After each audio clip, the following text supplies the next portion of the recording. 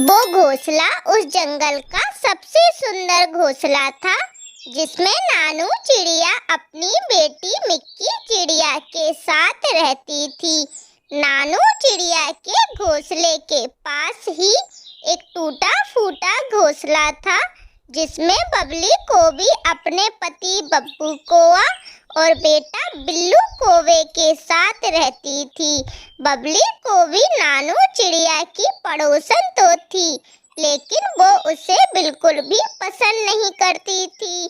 वो हर समय नानू चिड़िया को नुकसान पहुंचाने के तरीके सोचती रहती थी, क्योंकि वो किसी भी तरह नानू चिड़िया से उसका सुंदर घोंसला छीनना चाहती थी। बब्बू, कोई ऐसा तरीका बताओ जिससे ये नानू चिड़िया मर जाए और किसी को हम पर शक भी ना हो। बबली, लेकिन तुम उस चिड़िया को क्यों मारना चाहती हो? बब्बू, तुम्हें दिखता नहीं? चिड़िया का घोंसला पूरे जंगल में सबसे सुंदर है। मैं उसको मारकर उसके घोंसले पर कब्जा करना चाहती हूँ और उसकी बेटी से घर का सारा काम करवाकर मैं अपनी पूरी जिंदगी सोते और खाते हुए जीना चाहती हूँ। ऐसा करने के लिए हमें बहुत अच्छी योजना बनानी पड़ेगी, जिससे चिड़िया भी मर जाए और किसी को हम पर शक भी ना हो, और फिर हम उसके घोंसले पर भी कब्जा कर सकें। बब्बू, मेरे पास एक योजना है जिससे चिड़िया भी मर जाएगी और किसी को पता भी नहीं चलेगा चिड़िया कहाँ गई। ऐसा कहते ही बबली को भी बब्बू कौवा को सारी योजना बताती है। बबली, योजना तो अच्छी है, बस ये काम कर जाए फिर तो अपनी मौज ही मौज है। दूसरे दिन बब्बू कौवा नानू चिड़िया के पास जाता है और उससे कहता है, अरे नानू बहन, जल्दी चलो, पुरानी वाली गुफा के पास बबलू कबूतर पर किसी शिकारी ने हमला कर दिया। वो बहुत घायल हो गया।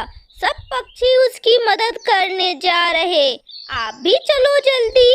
बब्बू कौवा की बातें सुनने के बाद नानू चिड़िया उसके साथ अपने घर से निकल जाती है और बबली को भी पुरानी वाली गुफा के पास पहले ही पहुंच जाती है। थोड़ी देर बाद जब वो दोनों गुफा के पास पहुंचते हैं, अरे बब्बू भाई, कहाँ है बबलू कबूतर? अरे नानू बहन, यहाँ नहीं, गुफा के अंदर है बबलू कबूतर। बब्बू कौवा का ऐसा कहते ही नानू चिड़िया जैसे ही गुफा के अंदर जाती है, बब्बू कौवा और बबली को भी दोनों गुफा को एक पत्थर से बंद कर देते हैं और फिर वो दोनों वहां से अपने घर वापस आ जाते हैं। थोड़ी देर बाद जब रात हो जाती है, तब मिक्की चिड़िया बब्बू कौवा के घर आती है।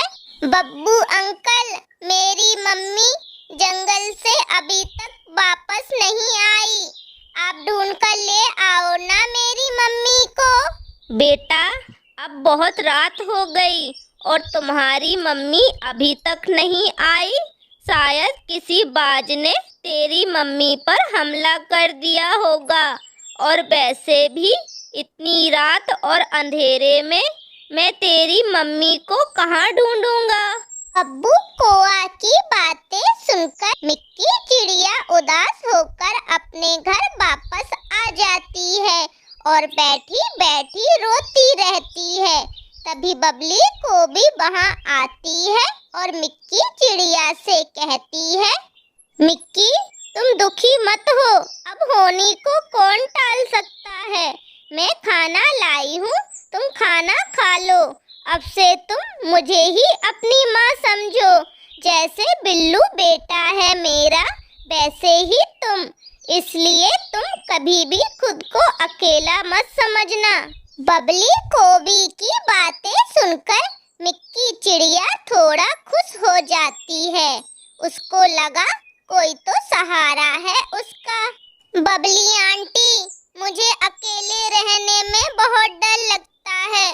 क्यों ना आप सब मेरे साथ मेरे ही घर में आकर रहने लगो। मैं इतने बड़े घर में अकेली नहीं रह सकती। हाँ बेटा, क्यों नहीं। मैं अभी बब्बू अंकल और बिल्लू को बुलाकर लाती हूँ। हम सब एक साथ और खुश रहेंगे। ऐसा कहकर बबली को भी जल्दी से अपने घर आती है और बब्बू कौआ से कहती है, बब्बू, हमारी योजना काम कर गई। अब जल्दी से उस चिड़िया के घर चलो। बबली आंटी, मुझे बहुत भूख लगी है। जल्दी से कुछ खाना बना दो ना खाने को। क्यों री, मैं तेरी माँ की नौकर हूँ क्या, जो तेरे लिए खाना बना दूँ? जाकर खुद बना ले खाना। और सुन, मेरे लिए, बब्बू अंकल और बिल्लू के लिए भी बना दियो खाना, समझी? अब आएगा असली आनंद। बैठी बैठी खाऊंगी और सोऊंगी। ऐसे ही 4-5 दिन निकल गए। एक दिन मुटकू तोता पुरानी वाली गुफा के पास से जा रहा था। कोई मुझे बचाओ, बचाओ, बचाओ ना। अरे, ये तो नानू चिड़िया की आवाज है, लेकिन ये आवाज आ कहाँ से रही? मुटकू तोता सब जगह देखने लगता है। थोड़ी देर बाद उसे समझ आता है, नानू चिड़िया की आवाज गुफा के अंदर से आ रही है। मुटकू तोता सब पक्षियों को वहां बुलाकर ले आता है और फिर सब पक्षी मिलकर उस पत्थर को गुफा के आगे से हटा देते हैं। अरे नानू, तुम ठीक तो हो ना? लेकिन तुम्हारे साथ ये सब किसने किया? नानू चिड़िया उस दिन की सारी बातें सबको बताती है। वो दोनों खुद को ज्यादा ही होशियार समझते हैं। उनको सबक सिखाना बहुत जरूरी है। ऐसा कहकर मुटकू तोता बब्बू कौआ के पास आता है और उससे कहता है, अरे बब्बू भाई, जल्दी चलो, जंगल में नानू चिड़िया की लाश मिली है। लगता है किसी शिकारी पक्षी ने उस पर हमला कर दिया, जिससे उसकी मौत हो गई। मुटकू तोता की बातें सुनकर बब्बू कौआ और बबली को भी दोनों बहुत खुश हो जाते हैं।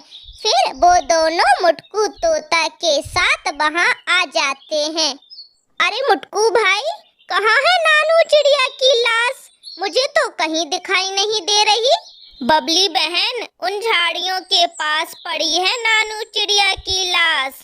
जाओ जाओ, देखो देखो, सब पक्षी भी वही हैं। मुटकू तोता का ऐसा कहते ही बब्बू कौआ और बबली को भी दोनों झाड़ियों के पास जाते हैं।